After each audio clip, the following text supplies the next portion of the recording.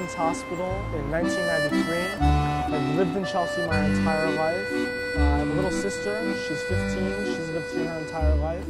I went to the Village Community School on 10th Street between Greenwich and Washington. This is my father's pastry shop. We opened about 6 years ago, and my best friend at the time was Ben Whites. He grew up a block south of me on 9th Avenue and 22nd, and not a friend that I knew from school, but a friend that I just knew from the neighborhood, from growing up together in the park, playing together.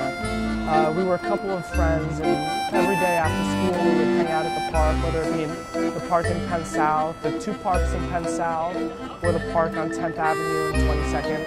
And we would always make sure that we would go on our bicycles to the park at 22nd Street and terrorize everybody on our bicycles, going super fast around the park, just being dangerous without helmets. Would always get yelled at to put our helmets on when we were riding bicycles. Never would put them on. Then we'd get reprimanded, would have a timeout, would have to put them on.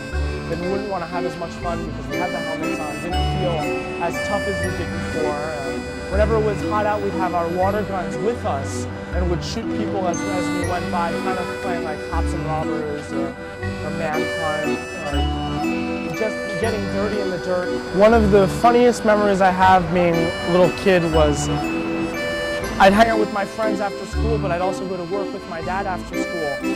And I was making cookie dough, and I'd make cookie dough all the time. Chocolate chip cookies, sugar cookies, anything cookies, it's like was a good base to start from. And whenever, like anything, you have a certain order that you need to put your ingredients in the mixer. So I'm using this big mixer.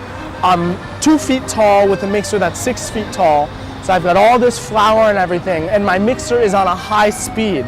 I turn it on and boom, cloud of flour. I'm covered in flour. Not head to toe, but almost had flour in my hair, in the cuffs of my jacket, like little kid with a little jacket. Don't know what to do. I don't stop the mixer because I'm all freaked out. I'm probably 6 or 7 years old, and I'm calling for my dad, and then I figure out, I was like, oh, maybe I should stop the mixer. That's a good idea. And then I just have this whole mess that I have to clean up. Flour everywhere, probably 6 feet away from the mixer, on people's tables, probably messed up everybody's production for the day. Another thing I remember is still when I'm little, my grandmother being really involved with the St. Columba Church and with the 10th Precinct Community Council, because she was the president for 30 years. They would organize a street fair, the St. Columba Street Fair, and I'd always hear her complaining about how much stress it was, how much work it was, and I would see how much work it was, but in the end, how it really brought so many people from the neighborhood together to 23rd Street just for 3 days, different vendors coming to sell things, and kids having fun on rides, and really was another moment for a community to come together and feel a sense of togetherness.